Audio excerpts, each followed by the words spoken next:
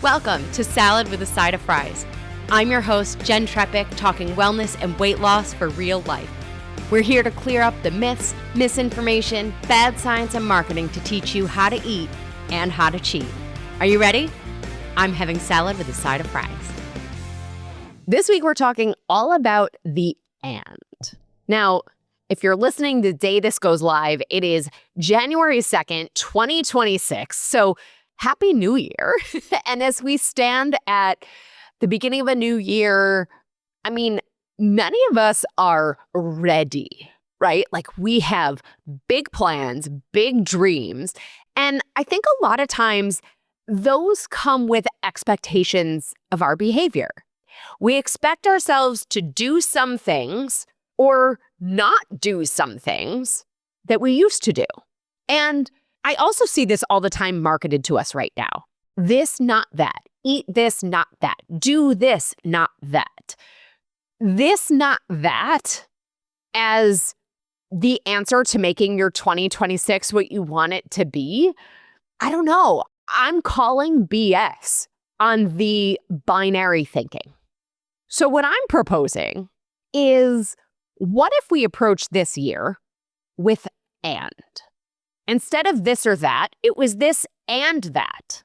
And when I do this with my clients, with health coaching clients, it's health coaching and their doctors.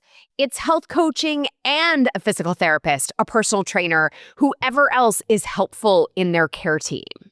Who's helpful in your care team? And when it comes to your food choices, how often do you find yourself saying good or bad? On or off? I often talk about this, if you're a longtime listener of Salad with a Side of Fries, I talk about this as the gray area. The gray area is the area of the and. We have quality fuel, protein, quality fat, fiber, and enjoyment of food. I'm a total foodie, so enjoying food and making healthful choices are not mutually exclusive. So funny enough, now this was ages ago, but Mind Body Green posted something kind of like this related to health. They said, the best health advice is usually somewhere in the middle. High protein and high fiber, animal-based and plant-forward, nourishing meals and joyful treats, strength training and restorative movement, consistency and flexibility, quality sleep, and social connection. And I saw that and made a mental note because I was I couldn't say it any better.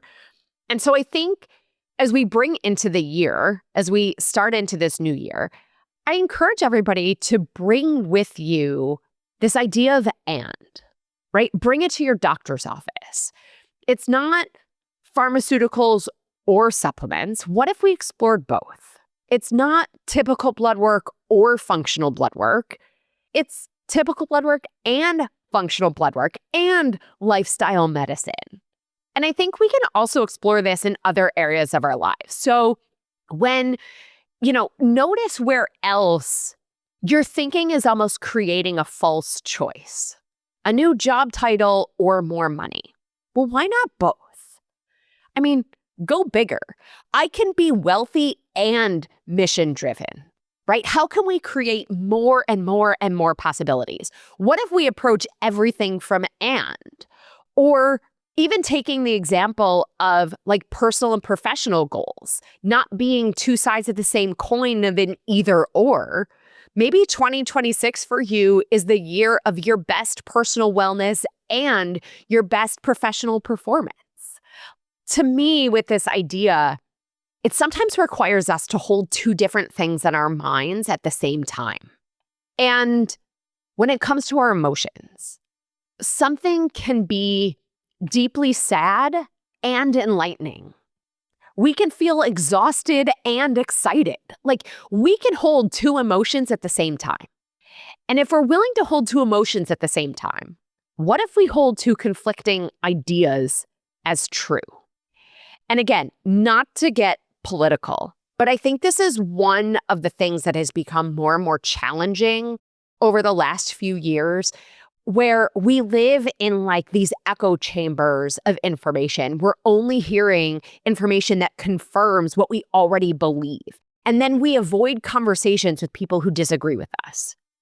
So could we, in 2026, have conversations with people that maybe we don't agree with and function in a dialogue to explore how both of those opinions can be true? Like, can we push ourselves to understand two seemingly conflicting ideas? And I think for what it's worth, even thinking about our conversations with others this way translates into our health and our well-being and our longevity, because the and can improve our relationships, our connections. And if you've read my book, Uncomplicating Wellness, or you remember our episode about the longevity equation, connection is a vital piece of true health. So maybe as we enter 2026, related to our approach to health or otherwise, we focus on the and instead of the or. Tara, I'm so glad you're here for this. What do you think? What do you want to add? Nothing, because that was perfect. No, it was beautiful. It's what's missing, I think, a lot in diet culture, right? Yeah. Of this or that. I had those, eat this, not those books. For like sure. I asked for them for Christmas, I'm sure, in middle school. I often say two things can be true at the same time. And I use it for my kids, or I use it in a conflict with someone. I love it because it's more of an additive mentality that I think we could all need. Like, we all can hold more instead of rejecting more. Like, it's possible. Yeah, that was beautiful, Jen.